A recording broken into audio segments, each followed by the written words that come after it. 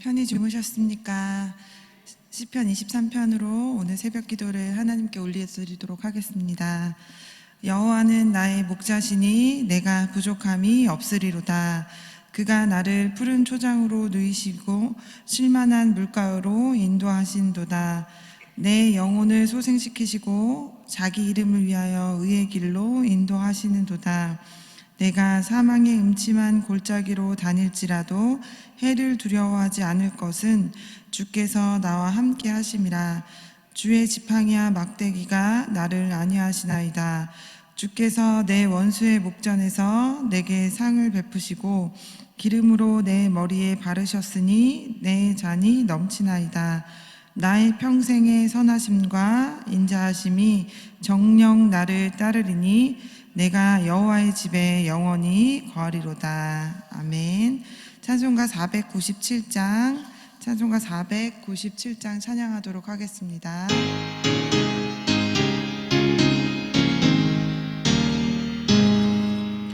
어디든지 예수 나를 이끌면 어디든지 예수 함께 가려네.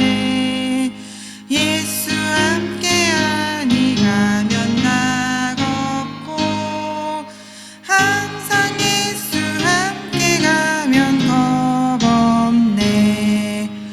어디를 가든지 겁낼 것 없네. 어디든지 예수 함께 가려네. 세상 친구 모두 나를 떠나도 예수 함께 가면 외로움 없겠네. 가는 길이 위태하고 험해도 어디든지 예수 함께 가려네. 어디를 가든지 겁낼 것 없네. 어디든지 예수 함께 가려네. 어두운 그늘 나를 애워쌀 때에 주가 함께 계심 믿고 자려네. 죽은 후에 천국에서 깨어나 예수 함께 길이 살리라. 어디를 가든지 겁낼 것 없네. 어디든지 예수 함께 가려네. 아멘. 이 아침에 우리에게 주신 말씀은 누가복음 9장 28절에서 36절까지의 말씀을 한 목소리로 읽도록 하겠습니다. 이 말씀을 하신 후 8일쯤 되어 예수께서 베드로와 요한과 야고보를 데리시고 기도하시러 산에 올라가사 기도하실 때에 용모가 변화되고 그 옷이 휘어져 광채가 나더라. 문득 두 사람이 예수와 함께 말하니 이는 모세와 엘리야라. 영광 중에 나타나서 장차 예수께서 예루살렘에서 별세하실 것을 말씀할세 베드로와 및 함께 있는 자들이 고나여 졸다가 아주 깨어 예수의 영광과 및 함께 선 두 사람을 보더니 두 사람이 떠날 때에 베드로가 예수께 여짜오되 주여 우리가 여기 있는 것이 좋사오니 우리가 초막 셋을 짓되 하나는 주를 위하여 하나는 모세를 위하여 하나는 엘리야를 위하여 하사이다 하되 자기의 하는 말을 자기도 알지 못하더라. 이 말 할 즈음에 구름이 와서 저희를 덮는지라. 구름 속으로 들어갈 때에 저희가 무서워하더니 구름 속에서 소리가 나서 가로되 이는 나의 아들 곧 택함을 받은 자니 너희는 저의 말을 들으라 하고 소리가 그침에 오직 예수만 보이시더라. 제자들이 잠잠하여 그 본 것을 무엇이든지 그때에는 아무에게도 이르지 아니하니라. 아멘. 우리 인생을 살아가다 보면 사람의 힘으로 할 수 없는 때를 만날 때가 많이 있습니다. 논리적으로 인간적인 가능성으로 설명하거나 예측하기 어려운 일들도 벌어집니다. 우리가 기도하고 받는 응답들이 바로 그러한 일들일 것입니다. 그리고 오늘 본문에서 제자들도 변화산 경험을 한 것도 이와 같은 일일 것입니다. 이렇듯 기적적인 상황을 만나게 하신 하나님의 뜻은 어디에 있을까요? 오늘 본문에서는 세 가지 사건을 통해서 정리해 볼 수 있을 것입니다. 첫 번째 사건은 오늘 본문에서 기도 중에 예수님은 영광스러운 용모로 변화되십니다. 우리 29절의 말씀을 한번 읽어보도록 하겠습니다. 기도하실 때에 용모가 변화되고 그 옷이 휘어져 광채가 나더라. 아멘. 변화된 얼굴과 빛나는 옷은 예수님께서는 지금은 고난의 길을 가고 계시지만 원래는 천상에 존재해야 할 분이심을 보여주고 있는 것입니다. 또한 미래에 하나님의 아들로서 얻게 되는 영광의 모습을 보여주고 있는 것입니다. 이 모습은 죽기 전에 제자들이 볼 것이라고 하셨던 그 부활의 영광을 미리 경험하게 하심으로 제자들에게 믿음의 길을 걸어갈 것을 격려하시는 하나님의 뜻일 수도 있을 것 같습니다. 구약의 율법과 선지자를 대표하여 옛 언약의 체결과 새 언약의 전령사로 언급된 모세와 엘리야의 등장은 예수님의 십자가가 이들을 통해서 주신 성취와 관련되어 있는 약속의 말씀을 보여줍니다. 예루살렘에서의 주급을 통해서 자기에게 속한 백성을 새롭게 출애굽시킨 후에 새 언약을 통해서 새 이스라엘을 세우실 것이기 때문입니다. 예수님께서 추구해야 할 영광은 세상에 속한 권력의 영광이 아닌 하나님 나라의 영원한 것이기 때문입니다.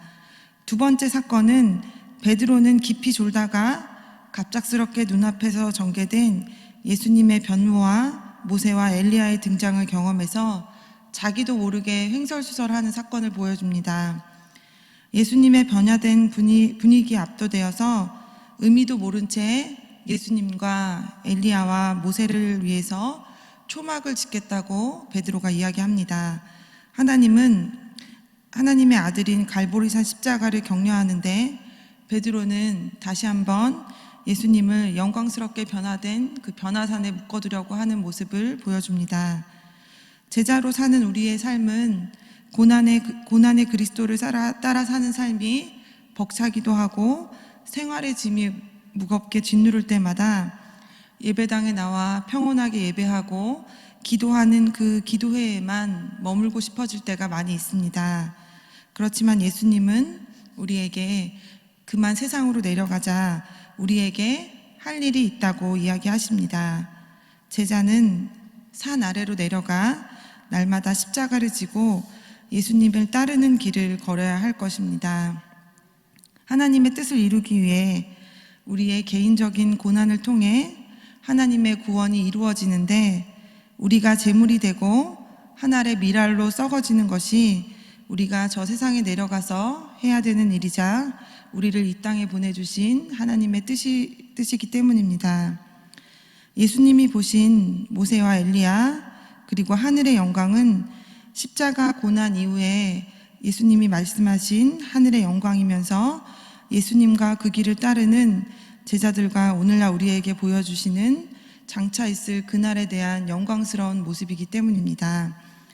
세상의 순간순간 보여지는 빛나는 순간들만 붙잡고 살기보다 우리의 걸음 넘어 있는 우리가 진정으로 가야 할 부활과 본향이 있는 갈보리산을 가도록 향해야 할 것입니다. 그리고 세 번째 사건은 이들에게 하늘의 음성이 들립니다. 우리 35절의 말씀을 한번 읽어보도록 하겠습니다. 구름 속에서 소리가 나서 가로되 이는 나의 아들 곧 택함을 받은 자니 너희는 저의 말을 들으라 하고. 아멘. 하늘은 베드로를 향해서 예수님에게 자기 말을 듣도록 설득하지 말고 제자들이 예수님의 말씀을 들어야 한다고 이야기해 주십니다.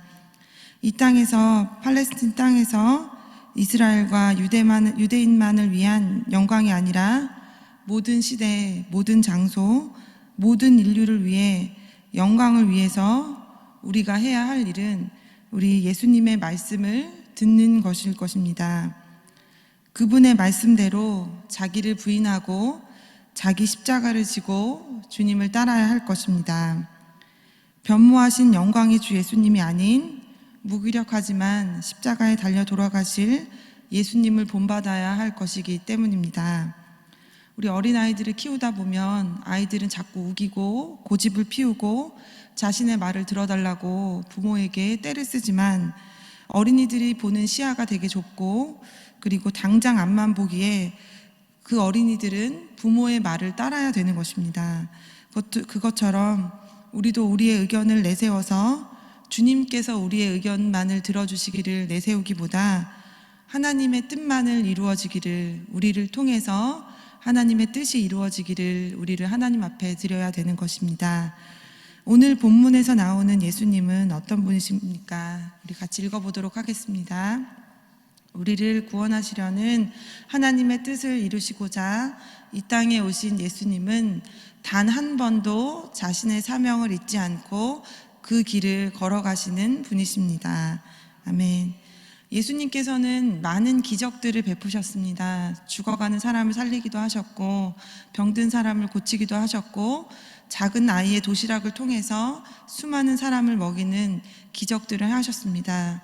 예수님께서 이러한 일들을 행하실 때마다 수많은 인파가 본인에게 몰려오고 그리고 아직도 고쳐져야 될 많은 사람들이 있는 거 보면서 예수님께서는 어떤 마음을 가지시겠습니까? 예수님은 하나님이자 인간으로 이 땅에 오셨기에 잠시 육체의 고침보다 영적인 고침이 일어나기를, 영적으로 구원을 받기를, 그러한 하나님의 뜻을 이루기 위해서 십자가 지심을 항상 염두에 두고 계셨습니다.